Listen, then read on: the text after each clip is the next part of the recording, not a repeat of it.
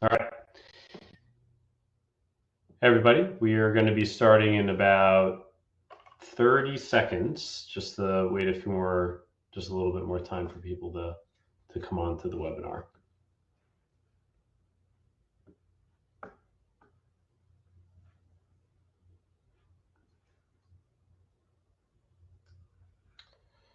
All right.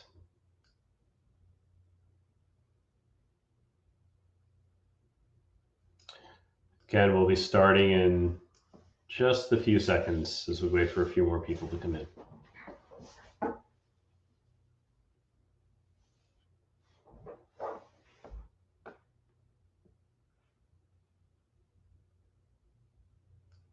Okay.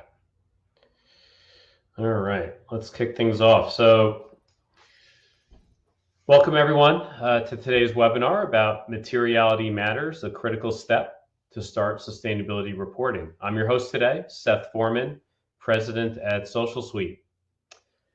With the increase of climate-related risks impacting society and corporations around the world, both governments and businesses are responding rapidly to these changes with evolving regulations and supply chain requirements to mitigate business risks and explore new opportunities. As a result, sustainability and ESG are becoming a de facto part of every business. And at Socialsuite, we believe the materiality assessment is a critical step for any sustainability program, and why it's the topic of today's webinar is so important to learn about. With that being said, let's first start with some housekeeping items. Today's webinar is going to run for about 30 minutes of content and discussion, and then we'll have about a 10 to 15 minutes of time to run a Q&A. So as such, if you do have any questions, please feel free to ask them in the chat box, and we can ask them and answer them during the Q&A. Secondly, we're going to distribute a recording of today's webinar along with the presentation to all the attendees. So we'll be sending it out over the next couple of days. And with that being said, let's jump into today's presentation. So a little bit of background about Socialsuite for those not familiar with us. So Socialsuite is a sustainability and ESG technology platform offering a full suite of tools to help mainly small and mid-cap companies start and progress their ESG credentials via our 5 steps of maturity process. We've welcomed over 100 public and private companies across 6 major exchanges to the platform who enjoy the benefits of a simple, easy to use, and cost-effective set of ESG capabilities, along with our support of our ESG experts. Moving on to the next slide, let's introduce today's panelists today, starting with our Chief Impact Officer, Dr. Tim Siegenbeek van Heukelom. Tim is a Chief Impact Officer of Socialsuite and serves as its domain expert around ESG and sustainability issues. In 2020, designed the company's ESG Starter solution to help small caps identify, focus, and report on the most significant and urgent sustainability issues relevant to their business. Sustainability and social impact have always been central to Tim's career, as he brings over a decade of sustainability experience driving ESG strategy programs, reporting, and measurement. And then on our far right is Monique Parker, Senior VP of Safety, Environment, and Health at Piedmont Lithium. Monique serves as Piedmont Lithium's Senior Vice President of Safety, Environment, and Health. She is responsible for overseeing and developing Piedmont's SEH program, and she leads the permitting process for our proposed Tennessee Lithium and Carolina Lithium projects. As a certified safety professional, Monique has approximately 20 years of SEH experience in a wide range of industries, including chemical manufacturing, food processing, materials, and textiles. And finally, just on my right is Dennis Wilson, Vice President of Sustainability at Moneta Gold. Dennis is a sustainability manager with over 30 years of experience in the field of environmental and health and safety management, as well as community management. He has worked as Vice President, Health, Safety, Environment at Equinox Gold Corp. And Director, Environment and Social Responsibility at New Gold, overseeing the sustainability aspects of operations and projects in Canada, United States, Australia, Mexico, and Brazil. So thanks again for our panelists for joining today. And with that being said, I'm going to be passing the baton over to Tim to take things from here. Thanks, everybody. Excellent. Thanks, Seth, for that introduction, and welcome to our guests. So what we're going to do today is we're going to have a discussion around materiality and really talk about why materiality matters. So what we're first going to do is learn a little bit more about the companies that we have here today. So with Monique and Will and Dennis represent Moneta Gold and Piedmont Lithium. So a quick introduction of those companies and why sustainability matters to them. Then we'll jump into what is materiality. It's really important to understand that concept and unpack it a bit more. We'll look at then why is doing a materiality assessment important? So that component, what are the benefits? Why would one do that? We'll jump in a little bit of detail there about the difference between single and double materiality. And some people think it's very technical, but in the end, it's pretty straightforward. It's just trying to understand the two components included there, in particular because you hear a lot about it in the market lately. Traditionally, there was just materiality, and these days, especially from the European side of things, double materiality is becoming a thing. So we want you to leave today to at least have a bit more sense of what that means. Then we'll take that link from materiality to sustainability reporting and quickly look at that to show you where it fits into a larger reporting on sustainability and ESG. We'll get to the common pain points then around doing materiality, and then what can you do to streamline your materiality assessment? So make it stress-free, make it efficient, do it quicker than 3 to 6 months. So what are some of the tips and hints there? And throughout all that, we really want to get as much insights, experience, and just the day-to-day reality of doing this work from both Monique and Dennis. So that's what we'll be doing. So first off then, Monique, if I can ask you, Piedmont Lithium, can you give us a quick introduction? What do you guys do? And what are the main, I guess, sustainability related components that you look after that are relevant for us to know? First of all, thank you all for attending, and I apologize if there's some background noise that may come and go. But Piedmont Lithium, we are a new and upcoming mining company that we're looking to mine lithium in the U.S. We have a mine that we're working to get permitted in North Carolina that will be an integrated site with a chemical manufacturing plant, and then permitting a chemical manufacturing plant in Tennessee.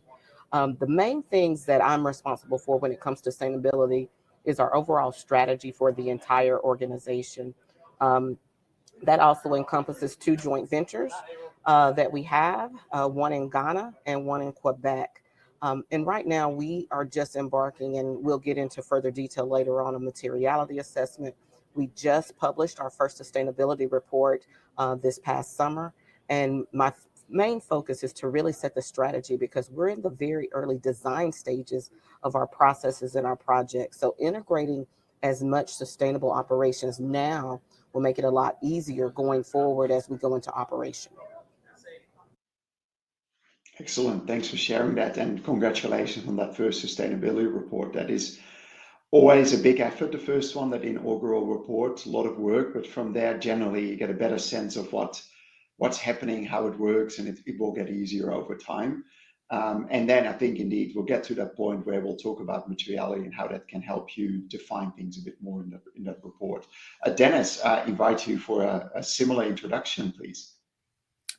Yeah, so Dennis Wilson, I work for Moneta Gold. Moneta Gold has properties around the Timmins region of Ontario, if you know the area. We're a mining company, principally a gold mining company. We have a project outside of about 100 kilometers towards Quebec from Timmins that we're looking to develop. So we're almost at the stage where we're ready to get into the environmental assessment process. We're not quite there yet, but we're getting there. I guess from our point of view, we actually just should mention we did our first ESG report this year as well. So that's it's a very similar sort of stage to where Monique's at. Like Monique, I'm responsible for developing the strategy going forward around the sustainability side of the business. I haven't actually been part of such a small company. I've normally been with larger companies.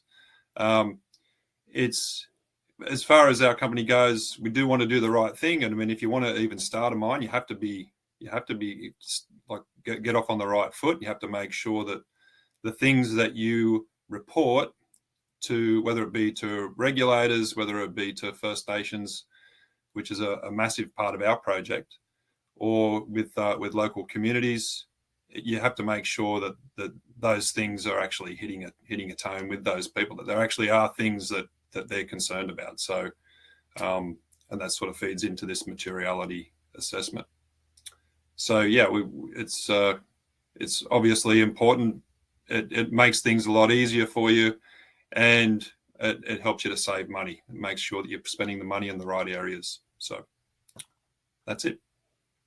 Thanks, Dennis. I like that last one. People always love to save money, so that's a really good starting point to look at. Thanks, and similarly, congratulations on getting that first ESG report out. Hard yards are hopefully done. It doesn't mean it stops there, but it's always a good starting point. So from that's here, until you read it. Yeah, well, there you go.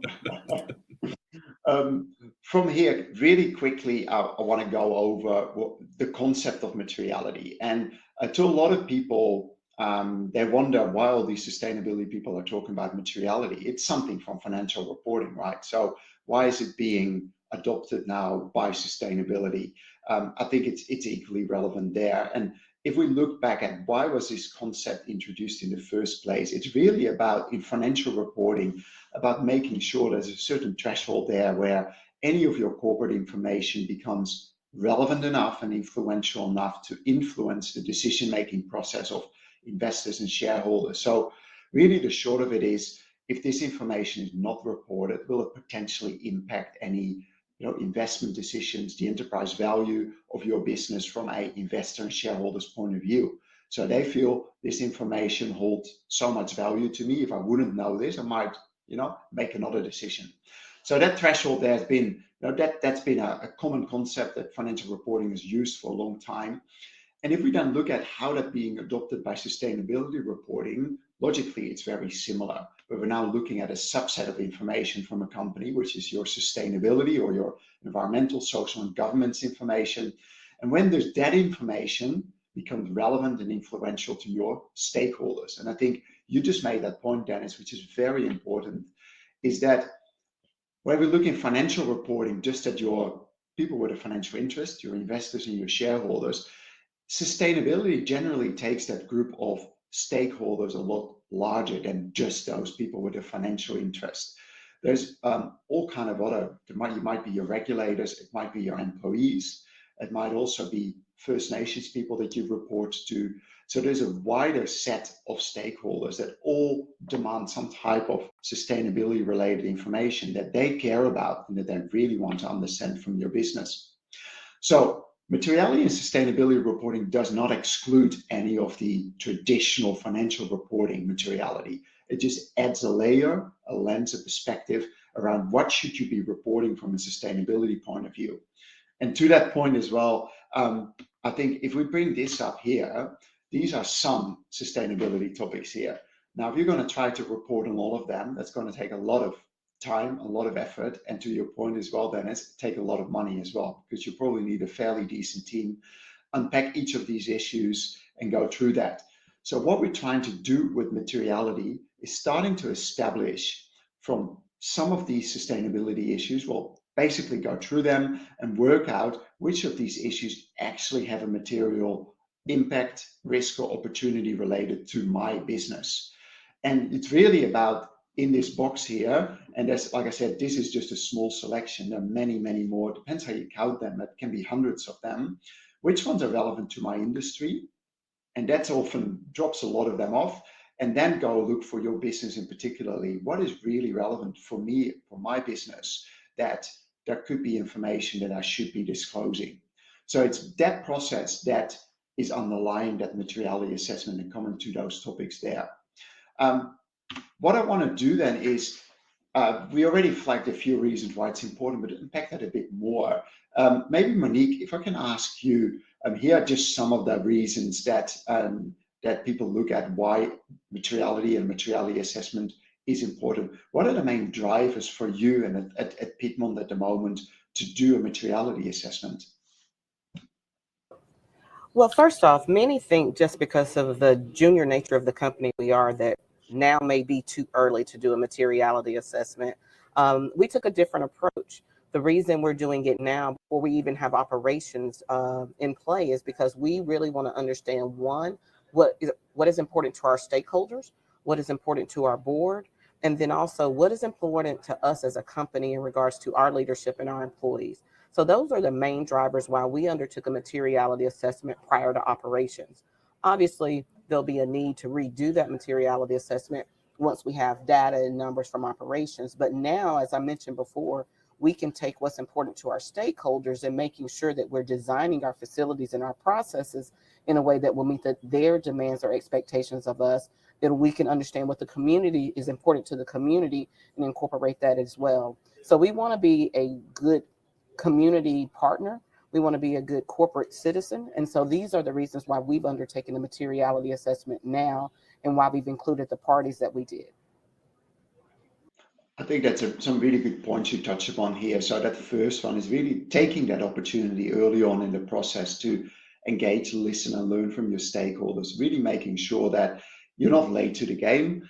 That people say, well, you've done all these things and you never asked us. And at the end of it, you're coming to ask us when we complain. So that opportunity, and I think that's really interesting. We already looked at what do you get out of it? Well, ideally, you've identified your relevant sustainability impacts, risks, and opportunities. That's great.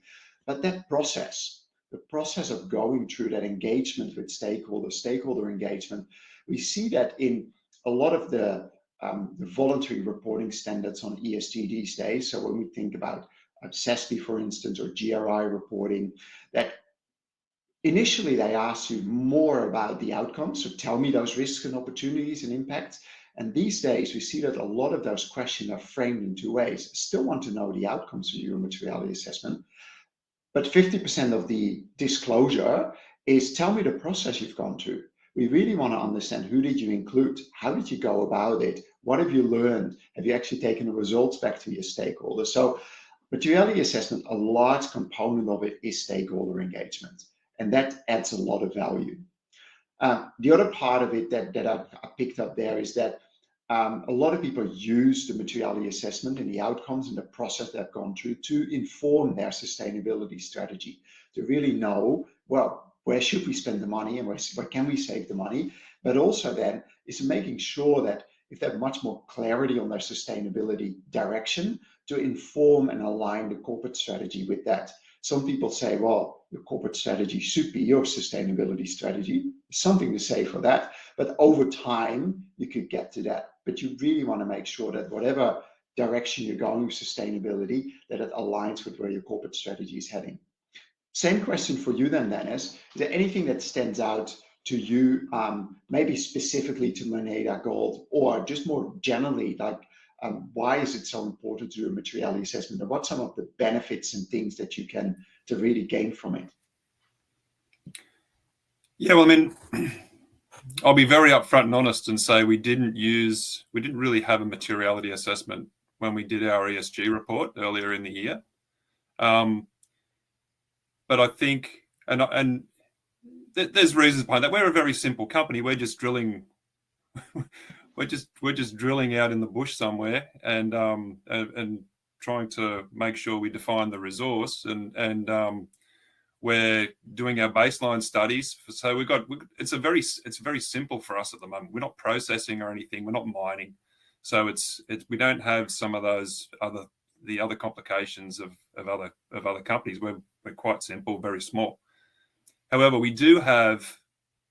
I've thought since then, particularly around the building of the strategy and like making sure there's other eyes on this. It's just not me and my biases. That there's actually there's other inputs, and also we've got to just let you know a little bit more about Moneta. We're probably 2 or 3 kilometers from a First Nations reserve. That's going to be very impactful in terms of us getting through the like the impact assessment. They're going to be very influential. They're a critical. They would never like to be called stakeholders. They're going to be a very critical component for us going forward. Now, to have them actually take part in a materiality assessment is a very powerful thing. They're not very trusting of industry.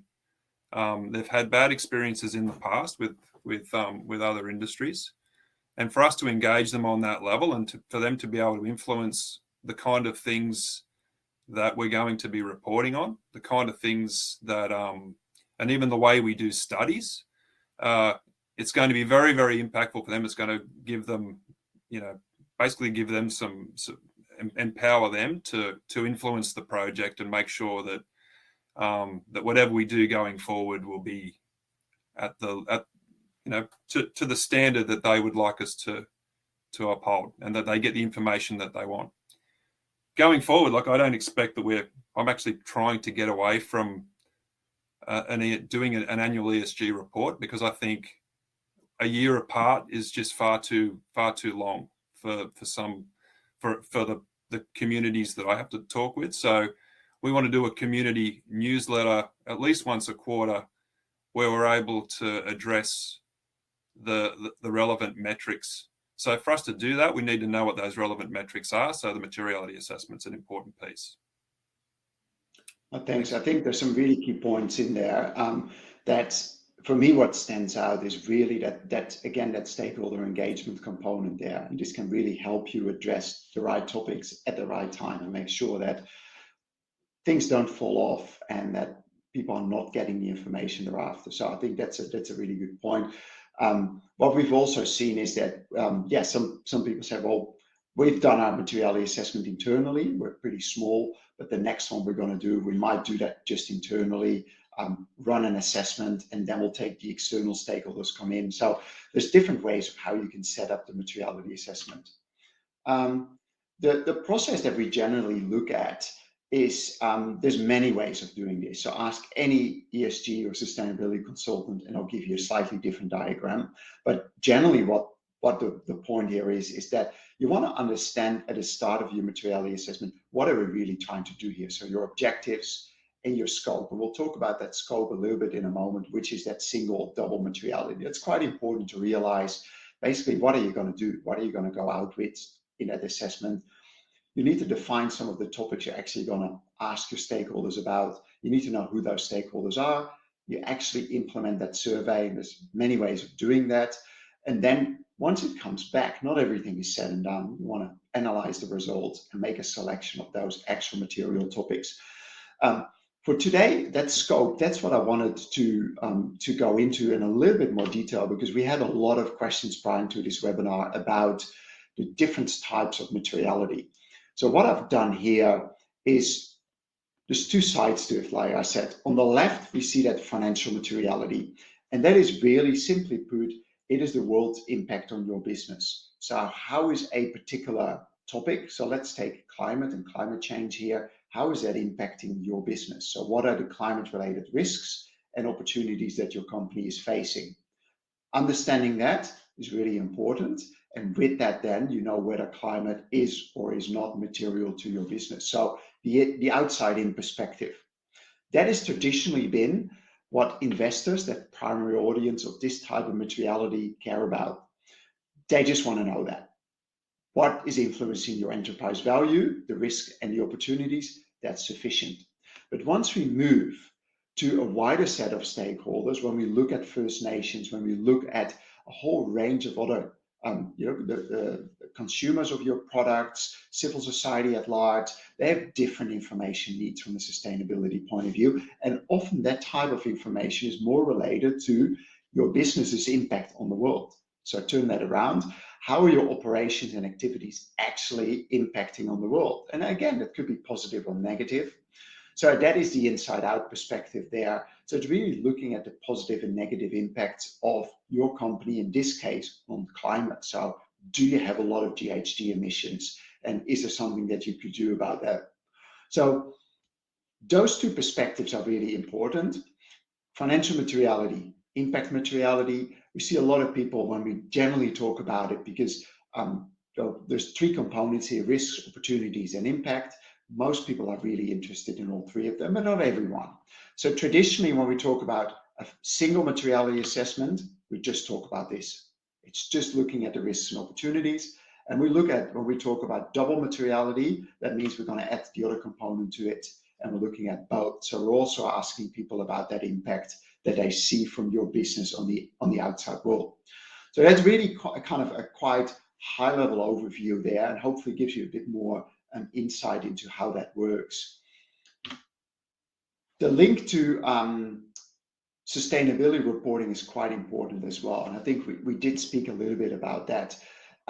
What we see is a lot of those topics that you might find are material. It's just a particular sustainability issue or matter. And then the question is, how do you actually then report on that? And there's a variety of ways to go about that. Like, you can report whatever information you have available, and then so do it discretionary in terms of, oh, this is what we know and what we have, or start looking at the information that you need to disclose under a ESG standard. So that could be a voluntary standard like SASB or GRI. And I've put them up here on the left here. So I've taken from, if we take that climate change we just looked at, and then say, well, let's look at greenhouse gas emissions. If my stakeholders and my business decide that that is a material topic, then what does that mean in terms of reporting? So from those perspectives there, you get some really detailed metrics there that you can then go into and start reporting on. With that, I think it's really important as well that with disclosing that information, you see that stakeholders become more supportive generally over the medium to long term, because you actually are making an effort to get information out that might not be perfect, might not be everything they need. So that ongoing feedback loop is really important as well. Now, the question on this then, I think that is interesting is, has any of the, and I think the materiality, like you flagged, Dennis, you haven't done that for your inaugural report. Are you looking kind of forward on that journey? At what point in time do you feel that the materiality assessment would link more closely to your sustainability reporting, and how would you potentially instrument that?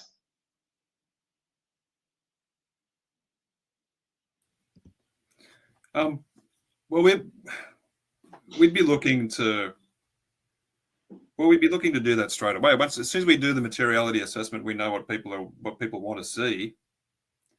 I mean, there's two sort of broad groups of influential stakeholders, I guess, for us. We've got the people that are local, and we've got the people who are investing. And those two groups of people have vastly different views of the world, really. And as far as who takes the biggest risk on the impacts of our site? It's the First Nations across the road. They're going to be like the local community. They're going to have the potential for air quality changes, or for water quality changes, or for changes in biodiversity that are going to influence their ability to hunt and to fish and things like that. They're the ones that take the risk on this project.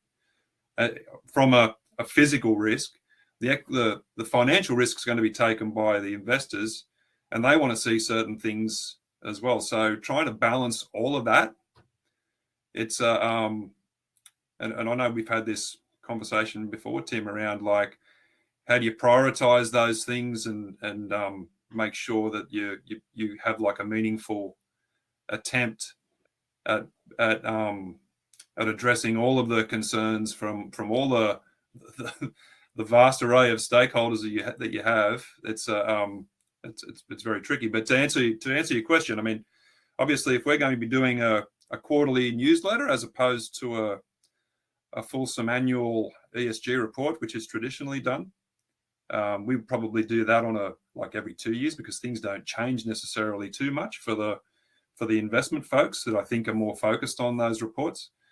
We want to make sure that we're addressing everything. So to do that, we need to know what those material topics actually are. and we'll get those Yeah. straight into. We'll use that straight away. Yeah, no, that makes sense. That's great. And Monique, any views from you with your first report out now recently?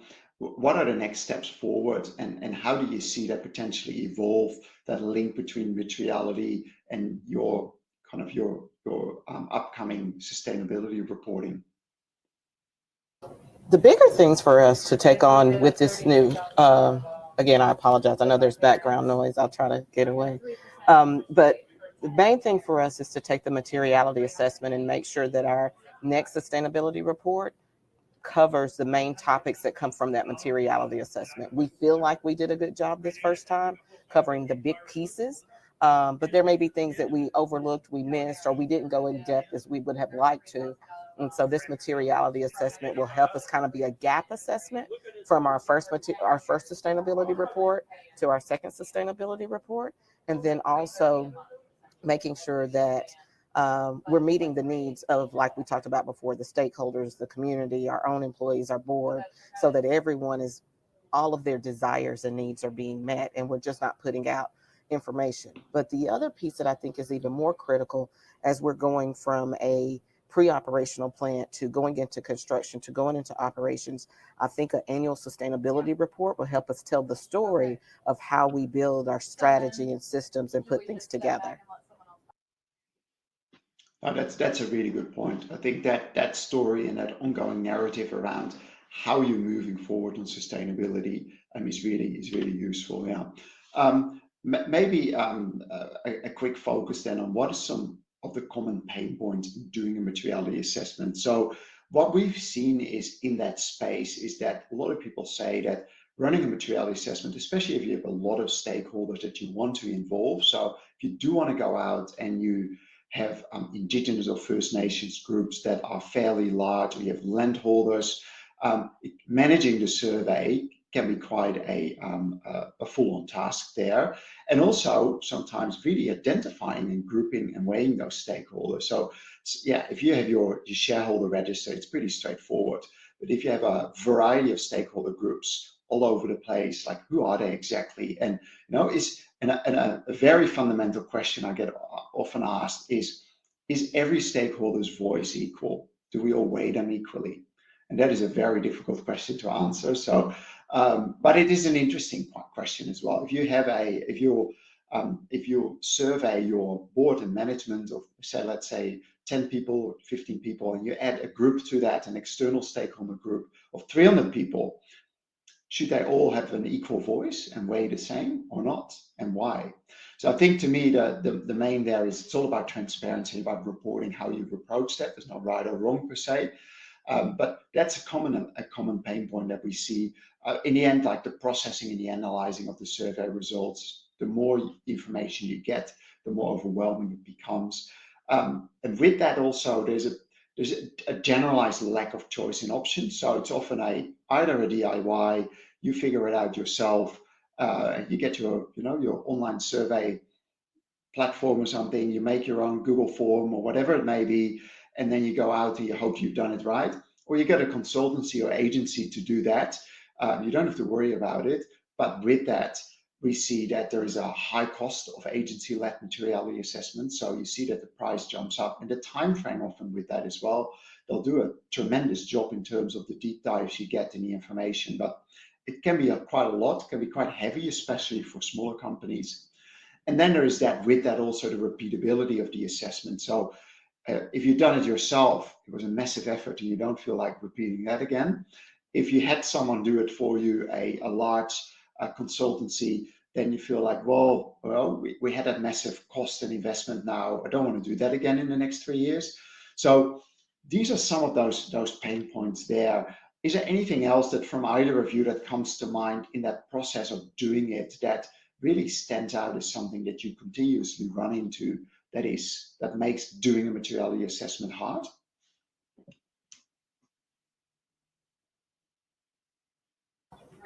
I can start. So I'll say something, all the pain points you mentioned are definitely things that we've talked about, looked at, tried to consider where it fits into our timeline. One of the big things that we struggle with that was a major pain point given where we are as an organization is when is the right time to do the materiality assessment? And one, who do you involve? And so from our standpoint, as I mentioned before, because we're in different phases and pre-operational and really just now starting to generate revenue, our stakeholders hold a bigger piece of the puzzle of the feedback that we want to get, because we're going to be looking for, the ability to raise funds to be able to progress our projects. As we become revenue generating, stakeholders are still important, but that percentage probably decreases, because now we need to look at other opportunities of where that looks. And not again, let me be clear, stakeholders are always important, but it shifts in the priority of the percentage of the weight that they carry. But for us, the bigger pain point was, when do we do it? When is the right time? What are the right elements to pull into?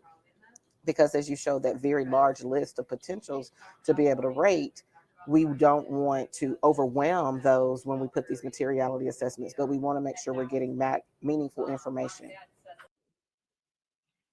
Great points. Dennis, anything to add to that from your perspective? Yeah,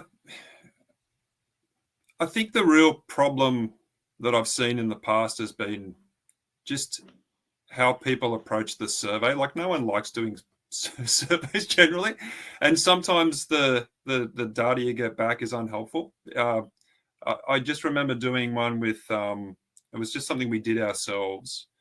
We sent a list of topics to some investors, and it almost invariably came back that every topic had the same weight. These are all important, and it's all got the same weight, and it's just it's unhelpful when you're trying to go through the. We actually had to send it back out and say, like, well, just so you know, this is going to prioritize our work. So if you could help us out with what's more important, you're not choosing between your kids, you're choosing between material topics. It shouldn't be that hard. But so just in that, just the practical, actually trying to analyze a group of survey results where you don't know whether they've just been pencil whipped or whether they've been, treated just the way you would treat it yourself that's problematic. It's a very good point. And I think for us, that really goes to the point of a little bit of education around this. So when you send out that survey or talk to people, like making sure they actually understand what materiality is and what you're trying to achieve here. So rather than rating everything a 7, because everything is pretty much important, really get people to understand what a particular topic means. So give them a definition, give the right people the technical definition, and give the other people that need a more plain language definition, so that they really understand what you are talking about, and then what are they actually doing in that exercise. It sounds that's exactly how we approached it, Tim. That's exactly how we had to do it. Like, we had to give some sort of bounds and some definitions behind stuff, because even though it might make sense in your head, it may not translate very well by the time the person gets it. So that's exactly what we had to do. We've seen that. It's a key area, and that's something that everyone continuously tries to improve in. So the 5 tips, just to kind of round this up now, we're getting close to time. We want to see if there are any questions. So the 5 tips for a stress-free and efficient assessment that we put together is doing a quick annual materiality assessment is better than no assessment. What it really means is good enough is fine. You don't have to strive for perfection, and then you never get to perfection and nothing happens there. So we see that people say, well, we'll wait a few years so we have the money or the time to do a proper materiality assessment. Or even if you do a quick survey and you get some results, and ideally, to the point those results are somewhat informed, at least the stakeholders understand what they're doing. That's really so. Don't overthink it sometimes. Just get going with it. The other one is that surveying a small group of stakeholders is okay. And we see people say, we don't have enough stakeholders. It's all about transparency there. So it's about making sure that when you do reporting your process, just say how many stakeholders you're involved in a process and who they were. Not by name, but just by grouping. Doing it only internally, that's fine as well. People say, but we have to wait. You can do a first round internal, get those internal views, but consider in doing that you might be missing out on some really valuable external insights as well. So, sequence it and think to your point, Monique, what's the right time to do what? we'll do internal first, we'll do external later. Once we get the hang of it, we'll do it annually and we'll combine it. Finally, then the fourth one, technology-enabled materiality assessment, can really be efficient, affordable, and insightful. So that's a little bit to the software that we've built. But then also what we've seen is that there's a lot of consultants out there that do this type of work, and they love to use some informed technology as well. So if you already have a consultant or you're working with an agency, talk to them about how they do it. And what we found is that they need to do a lot of the hard yard of the data collection. And like, well, if someone can make my life a little bit easier with that, then I can focus on what I do well. And that is the analysis, and tell you more in depth what it is, rather than designing the surveys or chasing people up to fill it out. So I think the best of both worlds is, yes, having some technology that does it well, but if there is someone who can lead that with a lot of insight, you get that efficiency, you get a deep dive with it as well. So it's a variety of ways of going about that. What I'm going to do is I'm going to invite Seth back to the stage here to see if there's any questions that have come up in the Q&A. Sometimes there's direct messages that come in with questions, so we'll see if there's anything that is left for us to answer. Thanks, Tim. Yeah, thanks, Tim. Thanks, everybody. That was great. I've been, of course, intensely listening the whole time. Now, the good news is that we did get a couple questions in through the presentation, and for everybody else in the audience, if you have any questions you want to ask, feel free to enter it into the chat as well. All right, so the first question that came in, how many stakeholders do you recommend should be surveyed to get the best results from a materiality assessment? So that's another one of those. So Dennis and Monique, just jump in if you have an answer to that. It's one of those very difficult questions.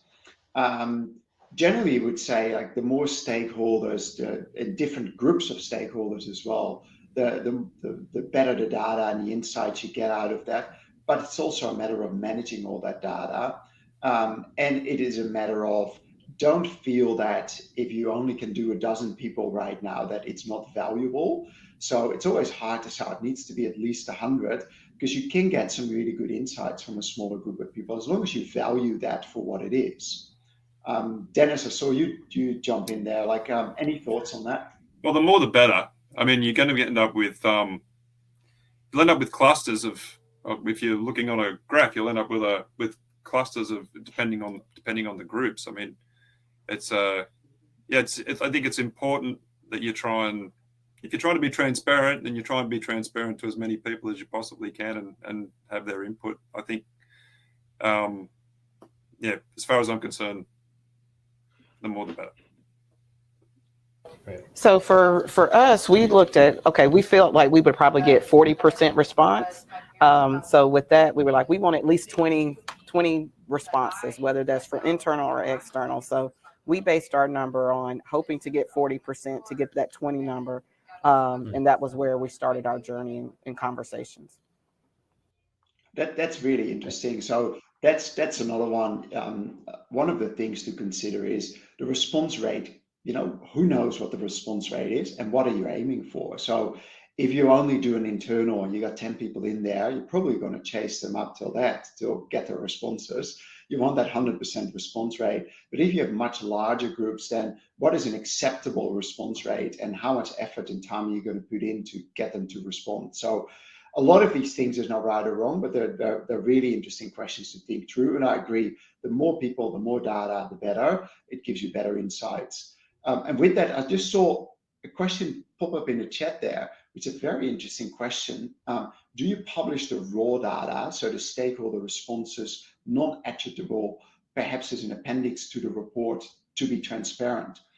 To be honest, I haven't seen anyone do that, but I don't see any problem with that. It can be quite a lengthy appendix then in terms of all the information there, but full transparency, there's potentially nothing wrong with that if you format it in a correct way. But what we generally see, the most common process is that you might have seen a materiality matrix, scatter plot with all the topics, and where you see what are the most material topics. So all of them, little description around what they are, and then you're most likely to see an analysis section where observations are posted, where some analysis of the material is.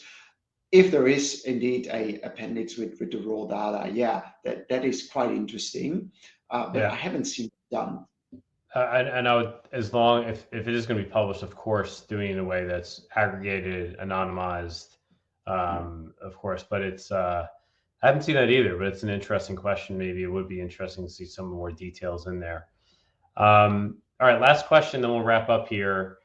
What are some best practices to prepare a company's stakeholders, including such as the board, to incentivize them to respond to the survey in a timely manner, ensure it's prioritized? I'll open that up to the floor. I'd love to jump in on this one. So one of the things that we did is we actually did a lot of education of the why.